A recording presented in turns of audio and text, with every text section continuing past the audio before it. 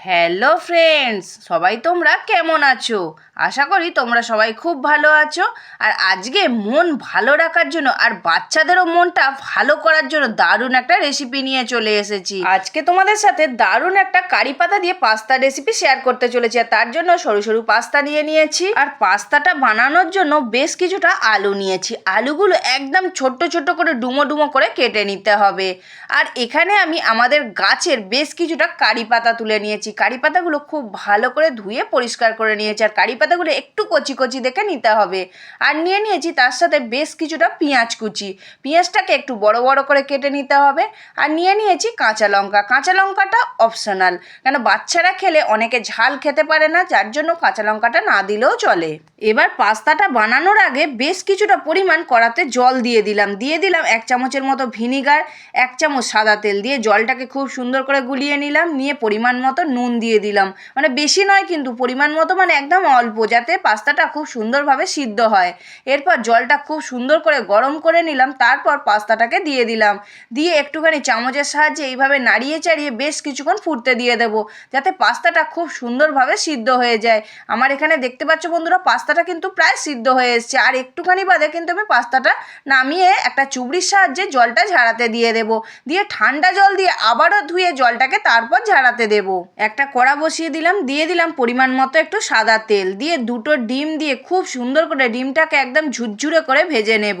অনেক মানুষ আছে যারা নিরামিষভোজী, তারা এসব ডিম মাছ মাংস খায় না, তাদের জন্যও কিন্তু এই ধরনের পাস্তাটা বানানো যেতে পারে। ডিম আর পেঁয়াজটা বাদ দিয়ে কারি পাতা, আলু, কাঁচা লঙ্কা দিয়ে এইভাবে কিন্তু তাদের বানিয়ে দিলে তারা কিন্তু খুব সুন্দরভাবে খেতে পারবে। ডিমটা একটু ভাজা হয়ে যেতে অল্প একটুখানি নুন দিয়ে ভালো করে ভেজে নামিয়ে দিলাম। ডিমটা কিন্তু খুব বেশি লাল লাল করে ভাজবো না, একটু সাদা সাদা মতো থাকবে। ডিমটাকে ভেজে নামিয়ে নিলাম। এরপর কড়াইতে আমি 2 রকমের তেল দিয়ে দিলাম, রিফাইন অয়েল আর সর্ষের তেল। দুটো মিক্সড করে করলে কিন্তু অপূর্ব খেতে লাগে এই পাস্তাটা। এবার আমি তেলটা গরম হয়ে যেতে কুচনো আলুটা দিয়ে দিলাম। আলুটা একটু ভাজা হয়ে যেতে বেশ কিছুটা পেঁয়াজ কুচিয়ে রেখেছিলাম বড় বড় করে, পেঁয়াজটা দিয়ে আলুর সাথে পেঁয়াজটাকে খুব সুন্দর করে ভেজে নিলাম। তারপর কেটে রাখা লঙ্কাটাকেও দিয়ে দিলাম, দিয়ে খুব সুন্দর করে একসাথে ভেজে নিলাম। তারপর কারি পাতাগুলো দিয়ে দিলাম। কারি পাতার কিন্তু শক্ত ডাঁটিটা দেবো না, আমি শুধু পাতাগুলো নিয়ে এইভাবে চেঁচে দিয়ে দেবো। আর পাতাগুলো খুব সুন্দর করে পরিষ্কার করে কিন্তু ধুয়ে নিতে হবে, কেন পাতার পিছন দিকে অনেক সময় অনেক রকম পোকা থেকে থাকে। আবারও বেশ কিছুক্ষণ ভেজে নেব। পাতাটা যেই দেখবো একটু সুন্দরভাবে আলুর সাথে ভাজা ভাজা মতো হয়ে গেছে, আমি এখানে পরিমাণ মতো নুন দিয়ে দিলাম। দিয়ে বেশ কিছুক্ষণ ধরে ভেজে নিলাম। তারপর কিছুটা গোলমরিচের গুঁড়ো দিয়ে দিলাম। আমি এখানে সানরাইজের গোলমরিচের গুঁড়োটা ইউজ করছি। দিয়ে খুব সুন্দর করে আলুটাকে ভেজে নেব। আমি অনেকটা গোলমরিচের গুঁড়ো দিলাম না, মানে 1 চামচের মতো দিয়েছি, কেন পাস্তাতে আবার গোলমরিচের গুঁড়োটা আমি দেবো। এরপর ভেজে রাখা ডিমটাকে দিয়ে দিলাম। দিয়ে আলুর সাথে ডিমটাকে খুব সুন্দরভাবে ভেজে নিলাম। তারপর পাস্তাটা দিয়ে দিলাম। দিয়ে পাস্তাটাকে খুব সুন্দরভাবে এইভাবে নাড়িয়ে নাড়িয়ে ভেজে নেব। পাস্তাটা এরম হয়ে আছে বলে ভাববে না যে মনে হয় চাবড়া পাকিয়ে গেছে। পাস্তাটা কিন্তু খুব সুন্দরভাবে ভাজা হয়ে যাবে, তোমরা দেখতেই পাবে পুরো ভিডিওটা। পাস্তাটা সিদ্ধ হওয়ার সময় আমি 1 চামচের মতো ভিনিগার দিয়েছিলাম। ভিনিগার দিলে পাস্তাটা খুব সুন্দর শক্ত শক্ত মতো, মানে শলা শলা মতো হয়ে থাকে। আর তেল দিয়েছিলাম 1 চামচ, যাতে না কে অপরের সাথে জড়িয়ে যায়। আর নুনটা তো খুব সুন্দরভাবে সিদ্ধ হওয়ার জন্য। ব্যাস, আমি আরেকটুখানি গোলমরিচের গুঁড়ো ছড়িয়ে সুন্দরভাবে পাস্তাটা ভেজে নামিয়ে ফেললাম।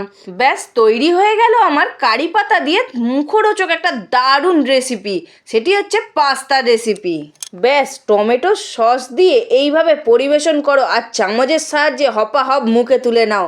ওহ, যা লাগবে না খেতে, অপূর্ব লাগে বন্ধুরা খেতে। চট জলদি বানিয়ে ফেলো। আর শুধু বানিয়ে ফেললে হবে না, এরকম একটা সুন্দর কারি পাতার গাছও লাগিয়ে ফেলো। নানান ধরনের রেসিপি বানাতে পারবে। নিরামিষ যারা খায় তাদের জন্য তো খুবই ভালো। বন্ধুরা, আজকে কারি পাতা দিয়ে পাস্তা রেসিপিটা কেমন লাগলো অবশ্যই একটা কমেন্ট করে জানাবে। আর আজকের ভিডিওটা যদি ভালো লেগে থাকে সাবস্ক্রাইব করবে স্বাদের খোঁজে উইথ বান্টির চ্যানেলটিকে।